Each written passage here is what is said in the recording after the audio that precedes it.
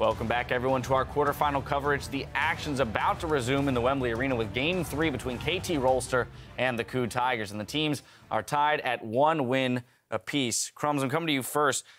In regards to the pick and ban, we saw KOO stick with 2 picks, the Fiora and the Veigar, change everything else up and find much more success. Yeah, I think for these 2 games, the draft has been won by KOO both times. I think the first game, KT just outplayed. KOO didn't really understand what their comp was doing. This time around, though, their compositions, I like to think about it as a bit of a fusion burrito. It's got a little bit of everything. So you have that 4-man You're just hungry. That's all that is. You're just hungry. For coffee. So it has Elise, Veigar, and the Caitlyn and the Shen for the siege. So the whole core of that is Elise cocoons from afar, good peel, and then you put down the cage and you go with the Caitlyn Peacemaker, easy to siege turrets. We saw how effective that was against the LeBlanc. Now, I have a whole problem with the LeBlanc, but I just want to focus on KOO's composition, and that in the 1v1 scenario, Fiora, we've seen she pretty much outscales nearly everything. And when you have a Shen with that, nobody can 1v1 her. So now you have a 4-man unit that is stronger than their 4-man unit, and a 1v1 that is also stronger, which highlights just how poor KT drafted there, in my opinion, because they really didn't have a win condition besides just crushing lanes, and that didn't happen. Yeah, both drafts from KT, I think, have been rather poor here, especially what they're up against. They're lacking wave clear. They're playing against Siege.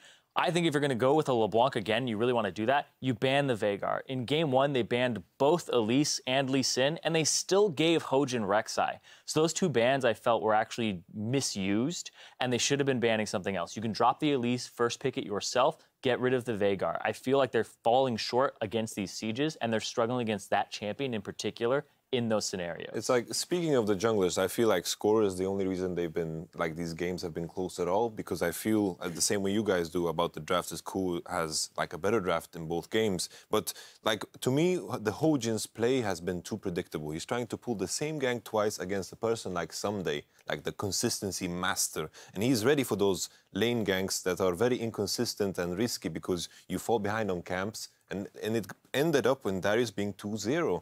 And with that in mind, I need to kind of highlight the fact that KOO Tigers, if they kind of just ease up in the early game, Hojin plays a more consistent style, maybe they aim for the lane swap, then I think it will increase their odds. They're clenched up, but Tam Kench isn't even in the game. I mean, Come on.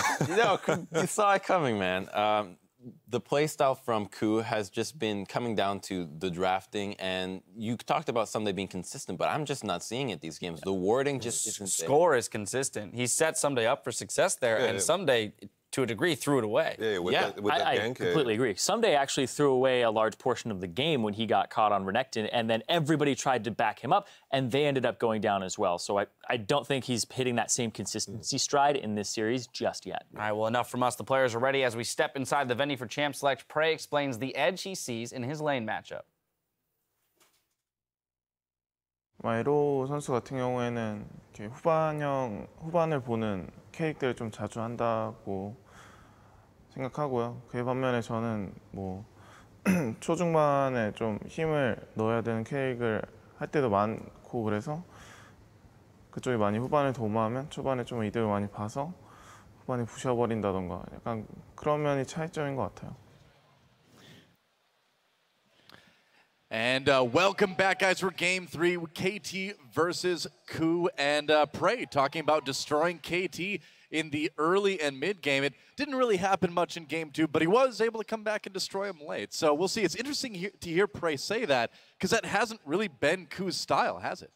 Well, especially when he had the lane matchup advantage in that second game and was still losing lanes. So yeah, throughout the group stages, Prey had a spectacular early game, and Arrow did not. A +10 CS differential for Prey in that regard, and Arrow was at -7. But then he just lost the Caitlyn versus Jinx matchup, supports permitting in the early game, which was unexpected. It's good for Prey to be confident, though.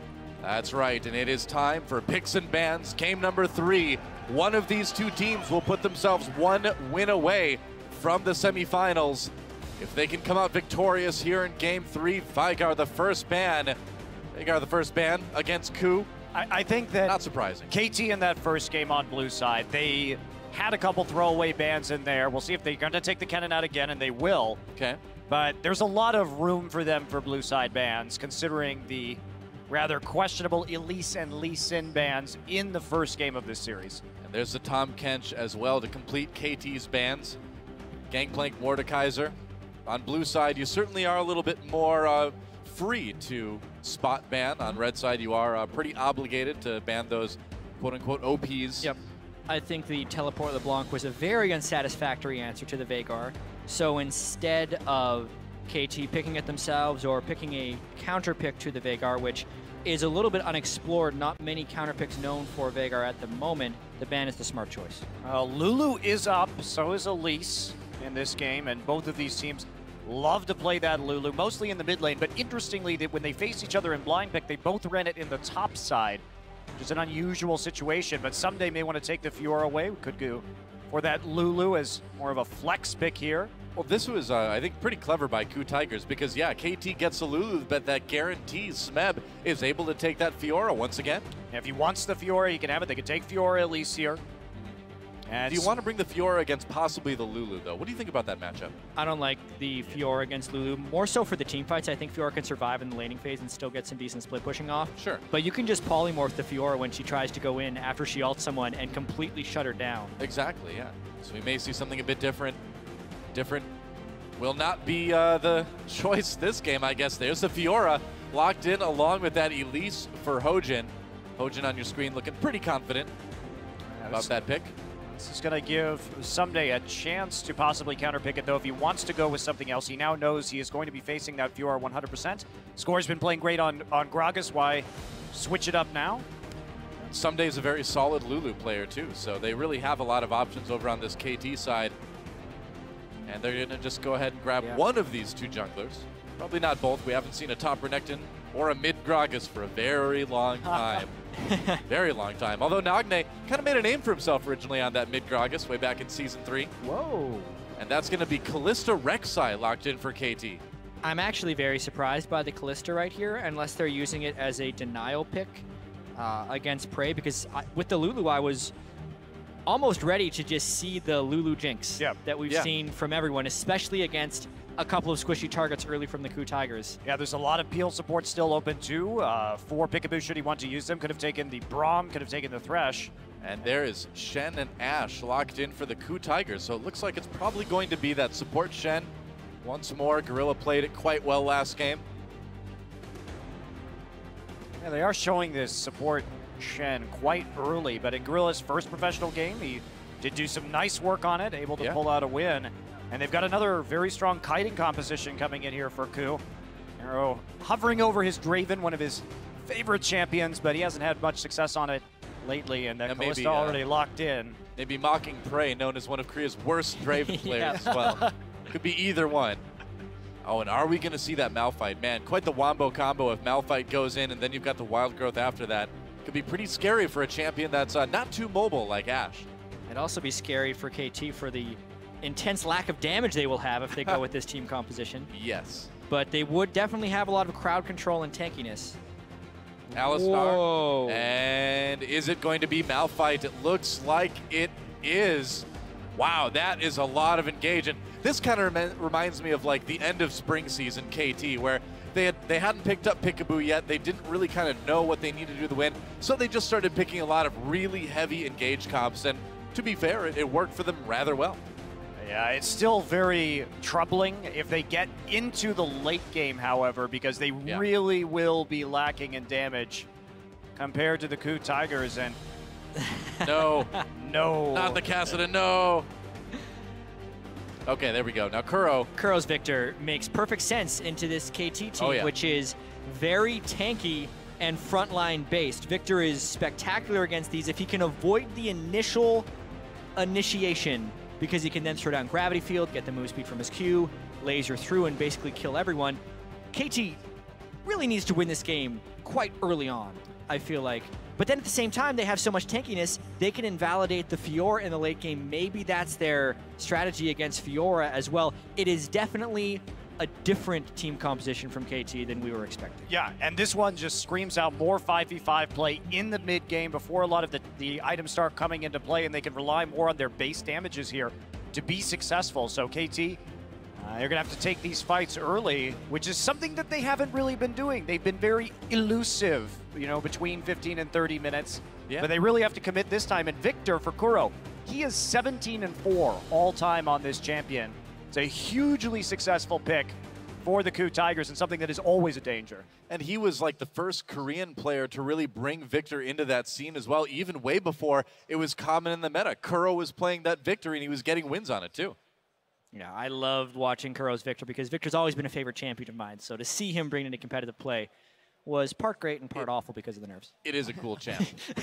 Well, guys, keep updating your votes on Twitter with that hashtag KTWin or hashtag KOOWin at LOL Esports. Keep letting us know who you think is going to take this series. We are all tied up right now as we get on to Summoner's Rift for game number 3 between KT Rolster and the KOO Tigers. You know, maybe some people here don't know this, but Rolster is actually a combination of roller and coaster. I'm not making this up. They like to combine words like that in Korea. Yeah, just one syllable jammed right onto another. Yep. Like CJ Entus. Entus is a combination of entertain and us. For whatever reason. It just is. Don't argue with it. Today I learned. Well, here we are. I'm going to start combining words now and making fake team names. Oh, yeah? Like what? I'm not that quick. I'm going to do it later. Oh, okay. All right. Give me some time. We'll wait for this. I'll come back to you in game 4. All right. The timer's on. And KOO Tigers pushing back, score a little bit early on. Yeah, more aggressive play here from KOO. You know, over the course of the quarterfinals, we've seen less willingness to invade for some of these deeper wards. Gorilla out on his own over there, but Shen's been spotted, but what else is new, really? Here we are again. Yep. Another obvious Shen game. Run and Shen. Oh, never mind. It's just Shen. Well, some deep wards being thrown down by KOO at this point. KT getting 1 in the enemy jungle. But so far, a pretty passive early game, isn't it? Yeah, especially. And these teams have also kind of gone away from lane swapping. They were so forced into it, I feel like, from the group stages. And then as soon as they're playing each other, they just go straight back to LCK style. Like, especially during the LCK regular season, they're almost never doing the early turret killing and swapping. And all these other teams were just like forcing them into playing the same game. Yeah. But now they're just like, you know what? We don't have to do it if the other guys aren't. It's interesting to see because, yeah, like you said, I mean, I feel like I'm right back in the OGN studio right now, man, casting some LCK. KOO Tigers, though, didn't have that flare back in summer season. But hopefully we do in spring season. Hint, hint, Riot, hint, hint. Pretty pleased. I never want that to leave the game. Yeah, it's awesome. I love it. That's too entertaining. It really is. Nice harassed by KOO down on the bottom side there as well. They did manage to get the small Krug, but I think KOO denied KT off of a few early minions. Oh, taunt onto Peekaboo. He's going to take a lot of damage early on, and Prey actually able to escape quite a bit. Gorilla getting poked on his way out, but things are not too bad. Yeah, Peekaboo opting for the pulverized right at first, but be able to sustain that pretty nicely. And Nagde and KOO just standing right next to each other. I guess so. Man, this bot lane has been aggressive for both sides. Finding some opportunities. I mean, heavy trading really across the map. Only top side. Taking it easy, chilling out right now. Yep. The Smeb Someday matchup has been so fascinating because they are kind of the 2 carry top laners we were expecting coming from Korea before Marin decided to outclass all of them in the group stage. But this one in particular, Smeb going back to the Fiora well again and again. And before the Fiora rework, Malphite would have been a counter pick for that.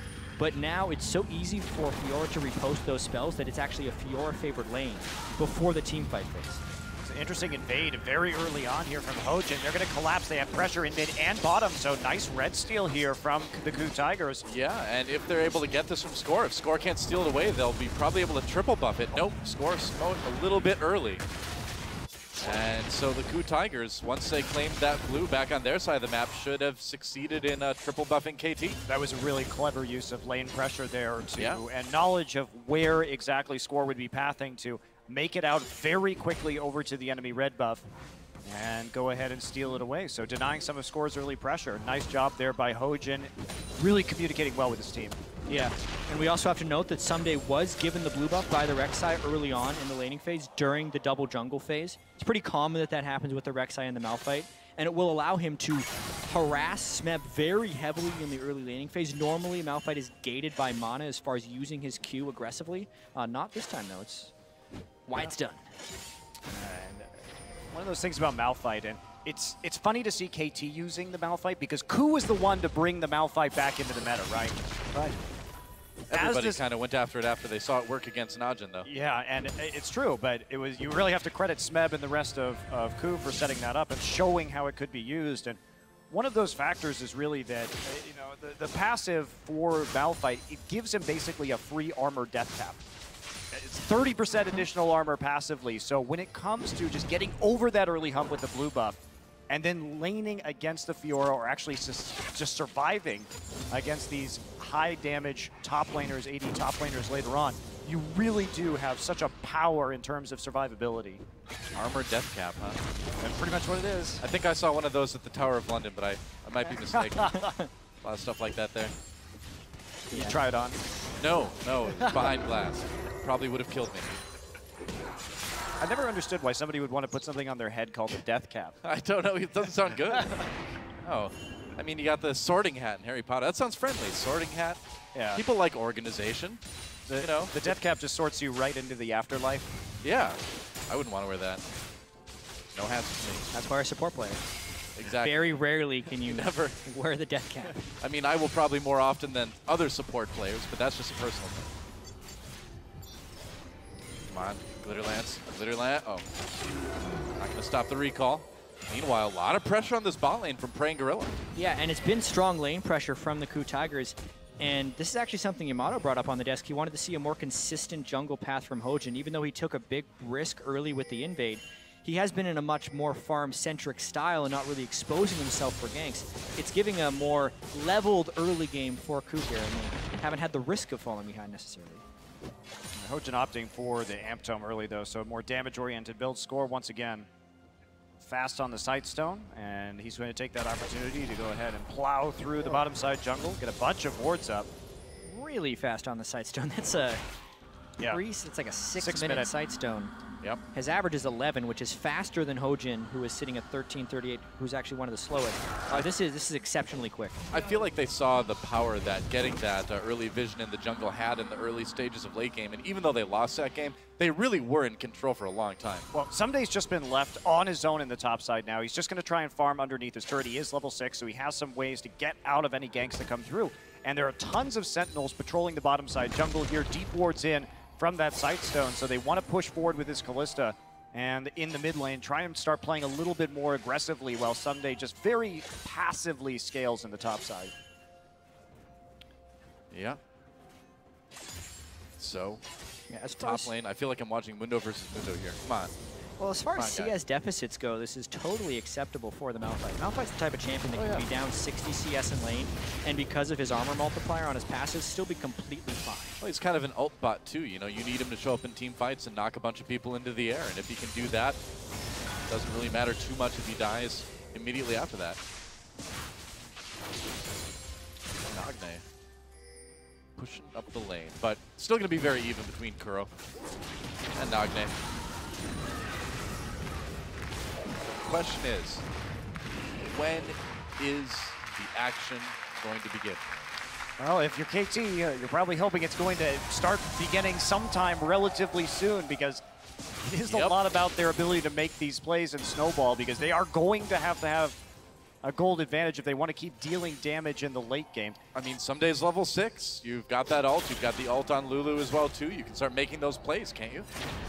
Yeah, somewhat. It's just as long as he's pushed under his turret by Smeb, he doesn't want to leave lane to go make a play, because that creates a jump of gold for KOO. KOO has typically been making the majority of their moves between the 10 and 15-minute mark. That's just a statistic, though. It doesn't mean they're going to be suddenly aggressive at 10 to 15 minutes. But generally, when KOO has been getting their ultimates, mainly on Prey for the AD carry, is when we'd expect to see the action. KOO has been more the team to take initiative in that phase of the game so far. It was. Didn't see a ton of hugely impactful dash arrows in the early part. I don't know. I was kind of wondering about that. What a waste of 100 gold. That's a weird pink word right there. Pretty sure it is. One thing though we haven't really talked about is that even though KT may have some issues playing out the late game, does KOO really have an answer to getting onto Arrow? Because Arrow is the main damage source. He has to be shut down here. And it's kind of up to Victor to do that, but that is a little bit hard to get back to where Arrow is with the amount of peel that's on this team. And the fact that Victor and Ash are going to be main targets for Alistar and Malphite. I mean, you have to think about it. They effectively have 2 Malphite ults with the Alistar-Malphite combination. Yeah. To use onto the back line. Oh, not to mention the Wild Growth as well. They have a lot of knockups. And Nagne doing a lot of damage to Kuro. There's a Wild Growth for the knockup. Can he actually take him out? Oh, wow, that stun probably saved Kuro's life. He had his flash, but he would have had to at least use that. And Hojin jumping on to score. A bit of damage before backing away. Yeah, one combo gets him down to about 50%, so just taking that opportunity. But this is a great time as the blue buff is spawning. Yep. Ray knocked up. Gorilla actually goes in for the taunt onto Arrow to try to prevent damage to his AD carry. A lot of damage done all around, but some potions should heal that right back up. Yeah, that was actually a really smart timing for Score to go into the jungle, working with his laners to make the invade happen. Nagne pushed Kuro back to base, so even if Hojin is laying in wait, he can still get the deep wards. Yes, Score took about half his health bar in damage. Rek'Sai has nice sustain in the jungle, though. He wanted to refill the Sightstone anyway. He puts the wards down, goes back and refills the Sightstone. It's just an efficient, smart play there by KT. Yeah. It does make them a bit leery. They saw the blue buff there, but they didn't decide to attempt to steal. There's a hot shot. Gorilla goes for another taunt. And Prey scoping things out in the enemy jungle just to make sure no one's coming in. They do have Hojin coming down to help them out possibly. Yeah, and even though we're saying KT has very low damage, if they can successfully protect Arrow, Lulu is the great enabler of all AD carries. It works a little bit better with things like Jinx and Kog'Maw because you're really increasing their mobility. Kalista's already exceedingly mobile, and the Lulu actually doesn't add too much to that. But what Lulu does add is survivability and damage to the Kalista, who's already an unstoppable force when chasing you. Yeah. So honestly, if Arrow can keep his farm up with Prey, he brought the cleanse. So the fact that he's staying even in lane is a bit of a testament to him here, because cleanse is not that strong of an early gaming summoner spell. I've seen Jugger Kalista work plenty of times. Yeah, it's going to have to here. And again, what you're saying with that cleanse, there's a lot of single target CC on KOO, but the cleanse is going to be very useful for getting out of that situation, for continuing to output that damage. And even if he gets caught out by a taunt, by an arrow, by a cocoon, he's going to be able to at least survive the first round of crowd control. And it's going to be very difficult for KOO to land 2 of those abilities. You can't really bank on that. Like 1, when you have 3 forms of like Lion, CC, kind of have that going for you. But getting another one will be quite difficult. Oh, Arrow comes through, connects with Nagne. Could be in trouble. Nice flash taunt from Gorilla. Nagne with the Wild Growth. Will he leave? No. First blood goes to Prey. You know who doesn't have cleanse? Nagne. And Yep. It was a really nice CC chain there by Prey and Gorilla. Honestly, the accuracy on Prey's Ashe, this is why KOO Tigers plays Ashe more than any other team at Worlds, because they know exactly when to pressure.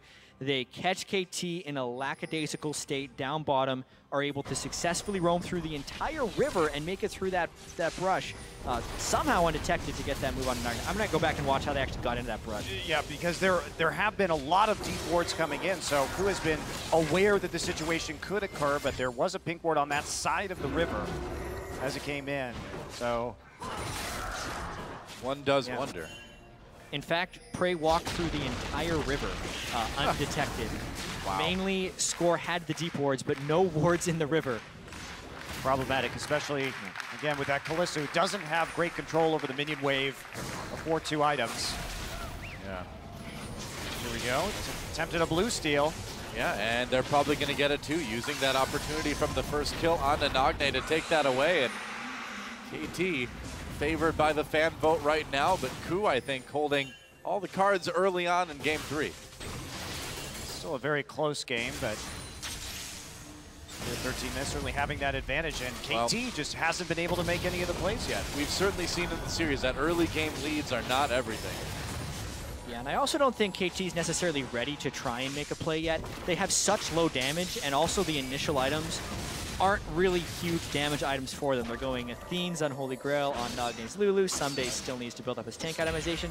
Really, when Nagne hits Death Cap, and when Arrow has his Hurricane as well as the Blade of the Ruined King, and maybe even a QSS on top of that to double with his cleanse, is when KT wants to fight. So really, I think KT wants to keep this game close until about 25 minutes, and even though they are a mid-game team, they need to wait until mid-game. They have a very precise power window where they spike super hard, and I think they're waiting for that moment. Yeah, we talk about that Kalista 2-item power spike all the time, but the amount, if she has proper protection, which she absolutely does with this particular team composition, she will spike in terms of just getting AoE damage off with the Runaan's Hurricane in the team fight is absolutely massive. Turret goes down, Gorilla comes over the wall, gets knocked up right after the top from score. Ashero comes in, they layer the CC just a bit, but it seems like it could be enough. Peekaboo over the wall with the flash pulverizing, and the knock-up on the Gorilla. Looks like Score's gonna make it out. Meanwhile, a big melee down in the river. There's a catch onto Someday. It's pretty tanky, but they might be able to take him out. KT definitely on the run, though. Hawkshot reveals where KT is running to. And KOO Tigers may be content to just try to take Dragon off of this. All 4 TPs used in that little skirmish there by the two teams. And KT just trying to desperately disengage, as we did see Score get a little bit caught out. Who comes away with the upper hand, and that'll net the first Dragon of the game. Yeah, and it looks like they're going to rotate to get this turret as well. They chunk KT so low in this, and they know they expended the teleport, so there's no way for KT to actually make it back to the mid lane in time. Wow. Mid lane turret taken out by KOO Tigers. Able to equalize there, and with that Dragon, able to pull a little bit of a gold lead. The only kill in the game is theirs as well. And they've maintained that gold lead by trading the turret. They're just up a Dragon now, so KT hanging in there for the moment, but KOO definitely making the most of that little skirmish that, even though there weren't any kills, still able to find 2 objectives. Yeah. I mean, it looks so awkward, too, because KT kept trying to maybe go in and do damage, but there just wasn't any damage to be done, so they just sort of got poked up and poked out and eventually ran away. KT's not ready to do damage yet, and it's all on KOO to catch KT while warding. That's the windows they have. In order for KT to play their slow game and reach their power spikes, they need to have deep vision. So the weakest point in that case is the person getting deep vision, which is why they're continually trying to catch Score. In that case, they didn't get the kills, but they still got rewards afterwards, specifically while he was trying to ward deep. And the response to the pick pressure from KOO when they go in for those wards, we saw how much Score was punished. Hojin is going for the Runeglaive again, so we're talking about very high damage here. Burst potential. Yeah. Makes sense. I feel like about 80% plus of Elise's Hero Worlds have gone for Runeglaive. You can still build tankiness after the fact, and the clear speed as well as keeping your mana high on the Elise is just really heavily valued by these junglers here. Well, we've seen that in 2 games now from Hojin, and not only that, but he actually went for the Rylai's as a finisher item, so he was really concerned with how much damage he was going to deal in that last game. True enough. Well, now that the Dragon is gone, just like we saw in a lot of other games between these two teams, a lot of teams in Korea will probably have a bit of time before anything really happens again. And what we really saw in Korea in the summer season is that it was a very Dragon-focused season, you know? Yeah. There was Dragon fights, and outside of that, there wasn't a whole lot of action. This really feels like we've time traveled back It does, to the doesn't it? LCK playoffs. Yeah. Aside from a few different champion picks, because all these world meta things that have happened with the change in play styles and teams, you know, doing things outside of Dragon fights, all forgotten. Yeah, Fiora is about it, really. I don't know if that's quite fair. We had quite a lot of action at the top side in the last game, and a bunch of... Specifically this game. This game. This game This game is definitely... I agree. The last few games were very exciting and very different than some of the more slugfest games. And now, finally, some split push pressure. Initiated, honestly, by KT running up top lane with the Kalista. Yeah. KOO able to take that turret down in bot lane, though, evening that up. You can see the gold focus, though, definitely going on to Arrow. They really need him to be farmed up here. And so just pushing ahead with him on that. And Someday taking the hit for the team, knowing that he doesn't have to be that farmed up to be effective against the KOO composition. And so just safely farming at tier 2. And KOO's going to push in and again for another blue steal, but KT knows they're coming with those deep wards they managed to achieve. Can they stop it, though? Again, they don't have a ton of damage yet. They've hit a few decent breakpoints, though. NLR on the Lulu and a Reeker bow plus working on Kalista, so they're ready to fight. Repel, they're going to go after Smeb now as Hojin backs into the river. Smeb forced to flash over the wall. Arrow comes down onto Peekaboo from Prey's Ash, but no follow-up there. Oh, never mind. Unstoppable force. For Someday, another nice knockup comes in, courtesy of Peekaboo, and KOO in a lot of trouble now. Prey will go down. A kill for Peekaboo, so bloodthirsty, and Smeb grabs one, or gets grabbed as well.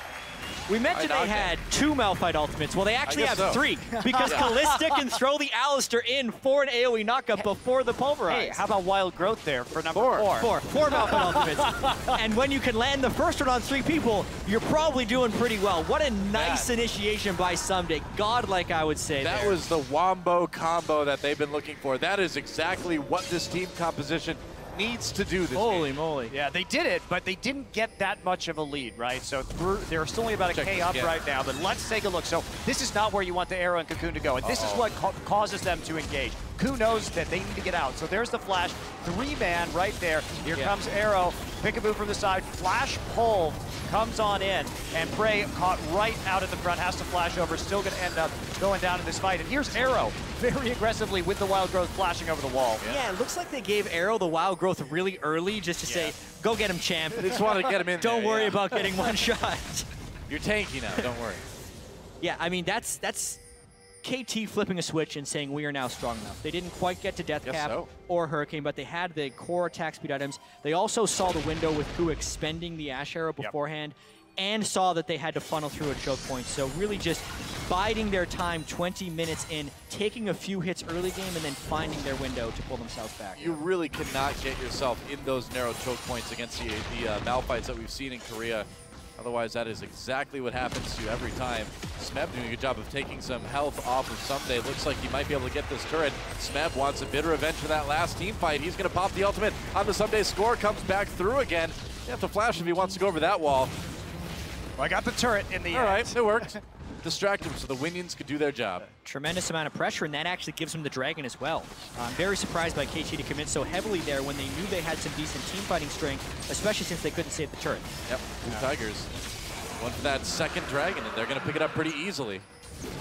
KOO is going to want to kill Peekaboo here. Oh boy, Peekaboo, they're going to need to pull him out with that Fate's Call if he gets too much damage. There we go, Arrow gets hit by the Ash Arrow, backs away, Chaos Storm does a lot of damage, and Kuro with the kill there. And they're still going to keep pushing KT back. Too much damage coming in from that Victor, and Someday in a bit of trouble. No real way for him to escape here, except for that Whimsy from Lulu. I guess that's enough. What is KT doing? I mean, no Malphite ults, coming back in on that. Very, very sloppy play from KT Rolster. They waited so long and had that nice fight around their blue buff, and then to make such a foolish mistake right here, they'd already used teleport top lane. That is just pure greed, I feel like, from Peekaboo, and then trying to make up for a mistake. You know when you make one mistake and then you try and make an excuse and you start talking really fast and dropping all your words? That's basically the manifestation of what KT did at that Dragon fight, because everything went wrong for them and they gave up their lead. I have no idea what that's like, by the way. Never happens to me. It never happens. For the record. Just want to put that out there. Let's watch this fight again. Peekaboo.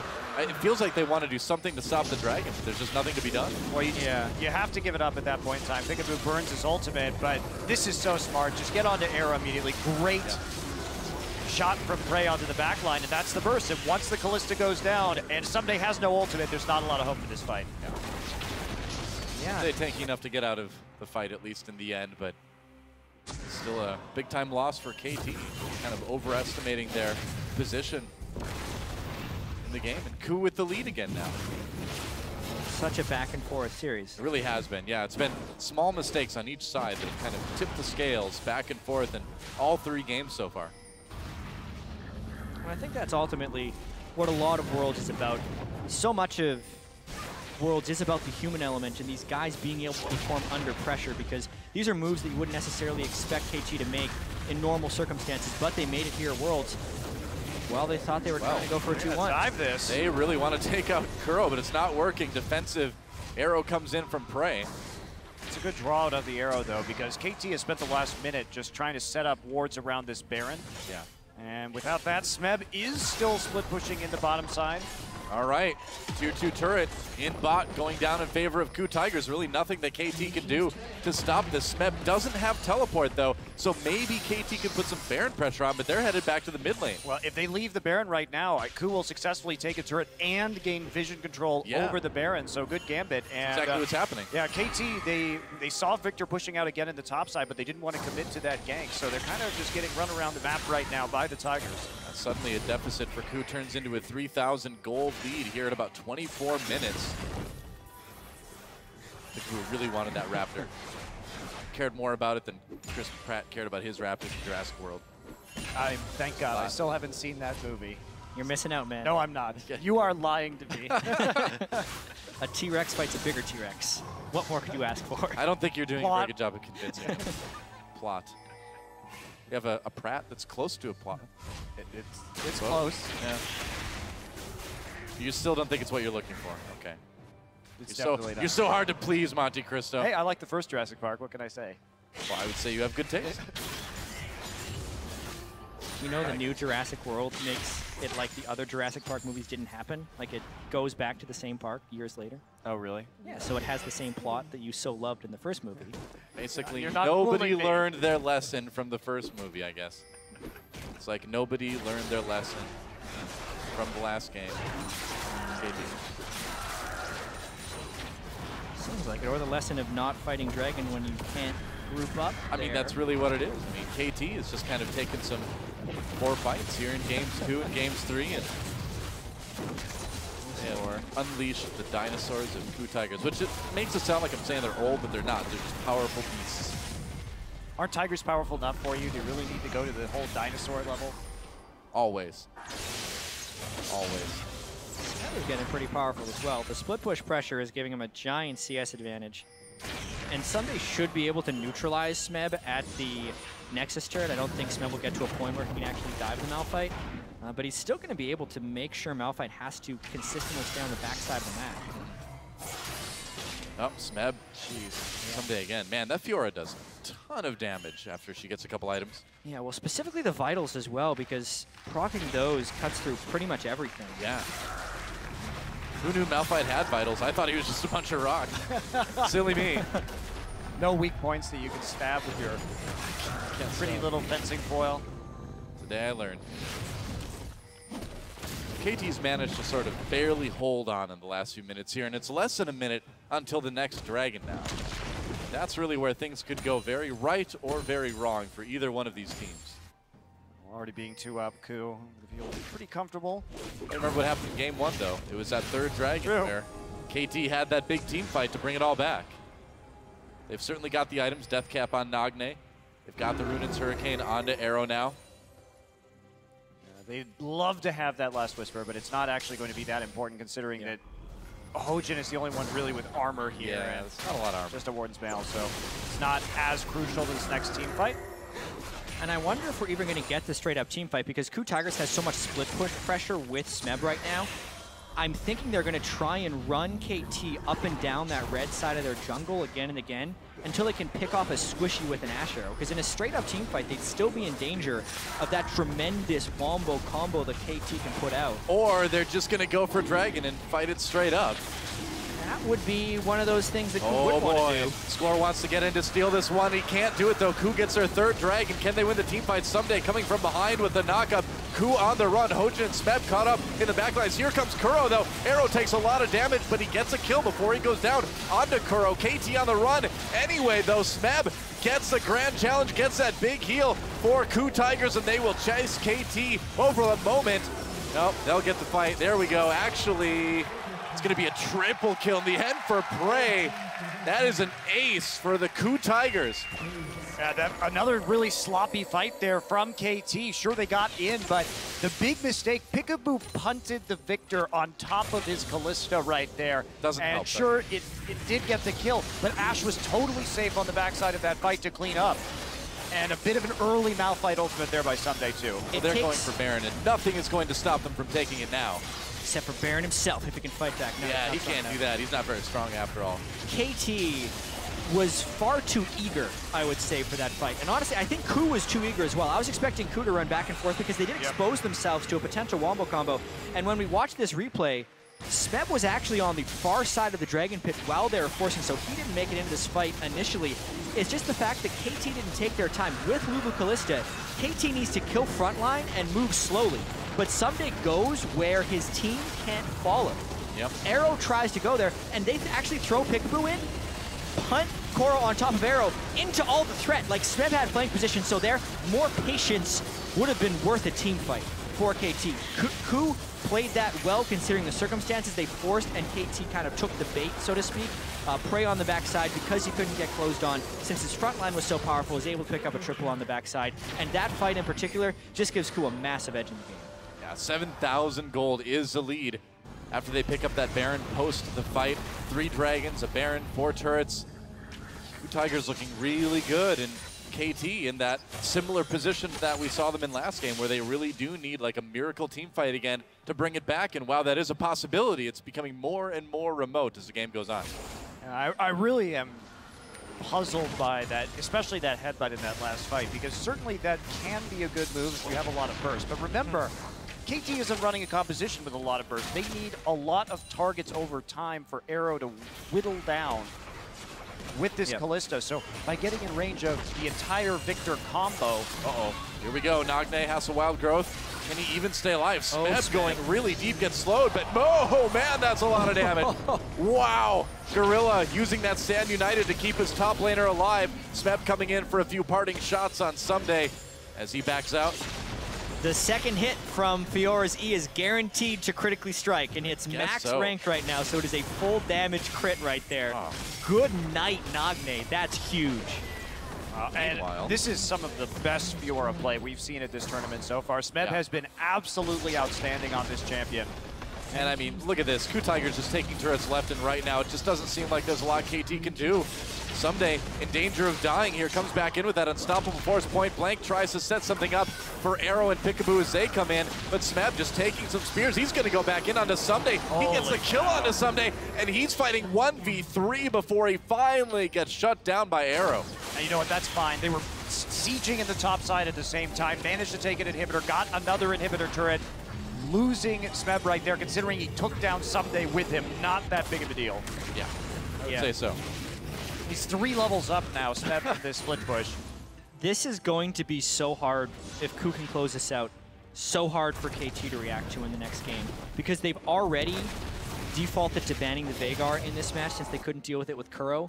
And Smeb picked Fiora very early on the red side. So with KT going to the red side next match, they have even fewer bans to work with. KOO has shown proficiency of playing specifically the Fiora and the Veigar to such success. Let's watch this solo kill again. A 3-level advantage, by the way. Oh no, he's going after the vitals. Yeah, whatever can you do? So it's 1 hit of the E, and then it's the second hit was the crit as well as the vital. Yeah. Just the most damage. It's a lot. The last third of Lulu's health just disappeared.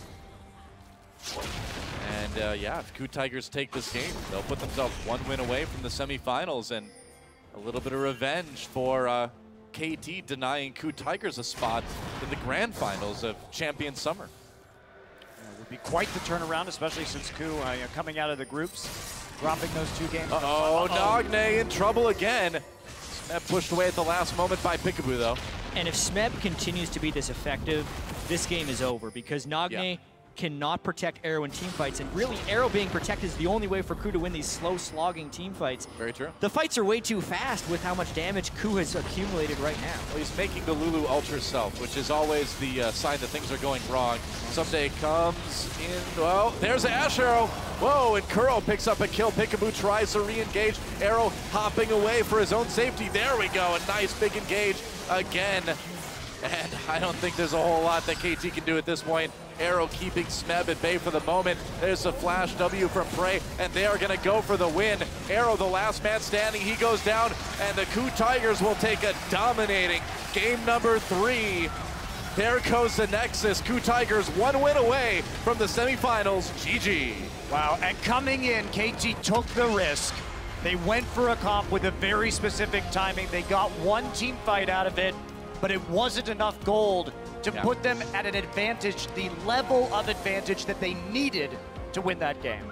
Well, really incredible stuff. And I mean, we watched this series happen back in summer in Korea, and it was almost the opposite, right? We had KOO in the first game, then KT take 2 games. Now in this series, KT wins the first game, KOO takes 2 in a row. So it could still turn around, but right now, man, I feel like unless KT fixes some things in their draft, in their early game, could be bad.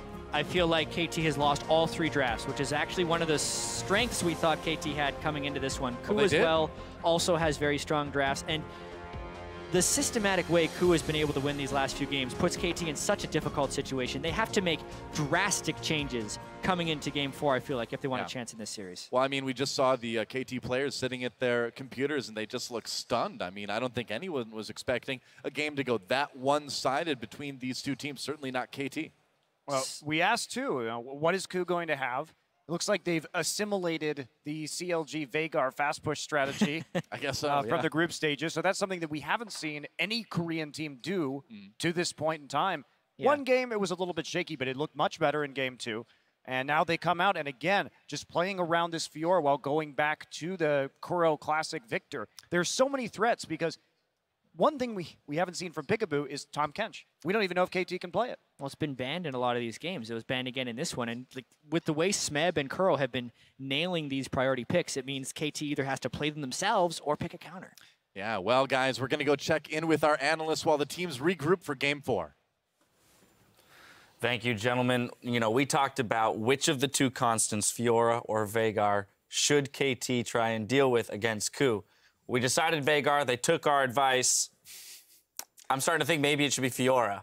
Yeah, and the composition that KT ran, I mean, you could see how stunned they were at the loss because in the way that these teams are structured, usually it's a coaching staff that has a lot of say into what is picked. They must feel so bad knowing that they were just dealt a worse hand with this composition that lacks so much damage and just has poor lanes. The strategy seems to just revolve around Arrow being able to be that one guy carry, but Arrow is not playing at the level that he should be playing to actually pull off a one-threat composition. It's like, I feel I have this problem when people say that a composition has too low damage. Sure, on paper it might look like it has too low damage, but the main issue with it is that they were losing every single lane matchup. In this particular game, they have the Kalista, Alistar versus the Shen and the Ashe. Ashe is considered good into Kalista, but they should be able to work with this lane more because obviously in a scenario where they are behind, which they were, is going to look very weak. They're not going to be able to finish off targets. But if you create the composition based off of the idea that you're going to end up behind, then it's wrong to begin with. So saying a composition has too low damage, I feel it's wrong. I'm going to disagree heavily because how do you kill somebody, Victor, once he gets the Q shield, the Shen shield, the Fiora heal? Do you actually have any source of damage besides Kalista Ren to actually finish it off with a Cinder Hulk Rek'Sai, with a tank top laner, and with no ignites on your team? You have exhaust and TP in the mid lane. Lulu is a support carry that only really becomes a high damage hyper threat once she reaches a Lich Bane status with 6 items. Back to Yamato, then to Zyrene. It's like, I understand the sentiment.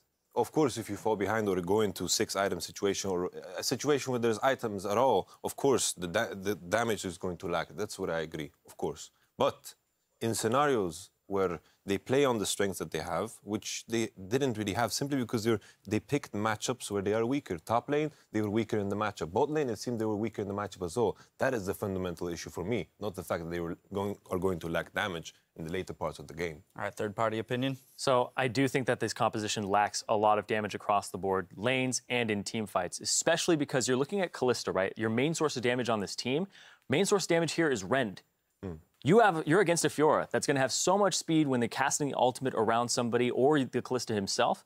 You have to Rend immediately to try and stop that Fiora from getting in on you, and then your damage is pretty much nil. You're not a crit AD carry. You're going to be kiting backwards as much as possible, and the rest of the composition doesn't really back you up with anything besides more durability. This composition has low damage, but its goal is kind of to negate some of the damage coming out of the other team and soak it with the Malphite and the Lulu. We saw some shot of KOO there, getting their strategies in order for Game 4 here. Want to come back to you, Yamato, and give you another chance to respond.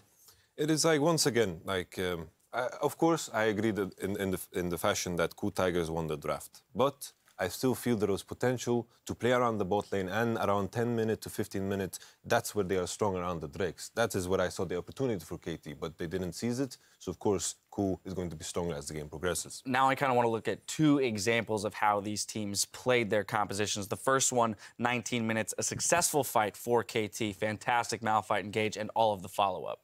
Yeah, there's actually a problem with this because when you talk about there's 10-minute fight, 15-minute fight that they should be taking. This is a 19-minute fight that actually comes out on top, but they don't get enough for it to actually accelerate them into the later parts of the game because it's 19 minutes. They'll take this fight, but it's a 3-for-0, but they can't get a Baron afterwards. That's the big thing after this, is that they win the fight, but then it's like, well, we didn't actually get enough, even though it's a great ultimate. 3 people, you get Koro's flash, and then Peekaboo comes in, he gets 4 people and headbutts Kuro back into the fight, exhausts him, so even his retaliation is low. At this point, this is not the Fiora being aggressive. This is this team being aggressive, picking them out. They don't have good mana, but you don't get enough off of it. That's the big thing, is you are just throwing too much at it just to even it up again because you had losing lanes. Yeah. So this was kind of like the, let's get back to even, but then it's still the compositional differences. I think it's also like a question of phrasing. I just dislike the phrase having too low damage because I think it's too simplified. Because in reality, to me, the issue was that they have 2 weak lanes and had nothing to play on. Wow. And 2, to your point about not having anything to take off the backside of that, had the fight been 50 seconds later and the Baron were up, it's quite possible that they could have gotten a bit more off of it. Want to jump into the second fight that we have now, 27 minutes into the game. This one goes in favor of KOO. Again, KT looking for an engage, looking for that proper engage, but the Fiora coming up pretty big against Arrow. I mean, this one is just absolutely terrible on KT's end. Now, you can roll the clip, and they're just trying to do the dragon right now, but Malphite is coming in at just a weird angle here, and it only hits the victor. Now, the fight gets split up into a way that either you funnel all your resources into the victor and the Ashe, or you just leave.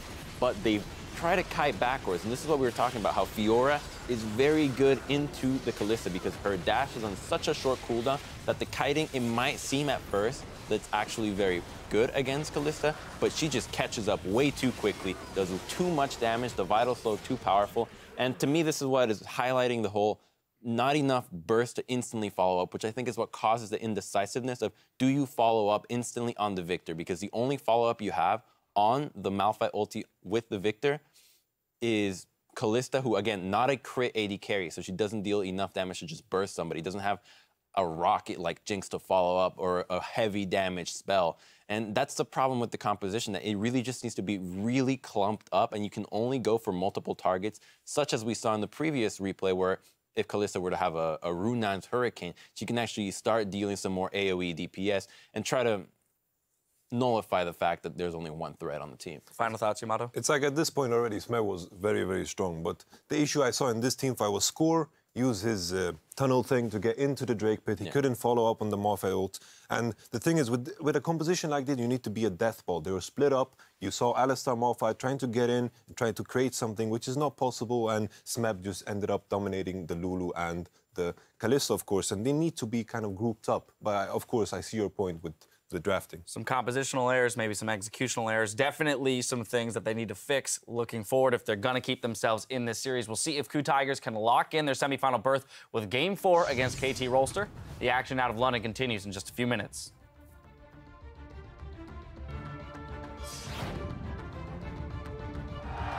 We are all tied up right now as we get onto Summoner's Rift for game number 3, but no follow-up there. Oh, never mind. Unstoppable force. For Sunday, another nice knockup comes in. Too much damage. There we go. Arrow gets hit by the Ashe. Arrow backs away. Chaos Storm does a lot of damage, and Kuro with the kill there. Big heal for KOO Tigers, and they will chase KT over the moment.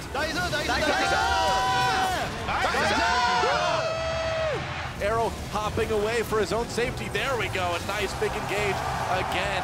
KOO Tigers 1 win away from the semifinals. GG.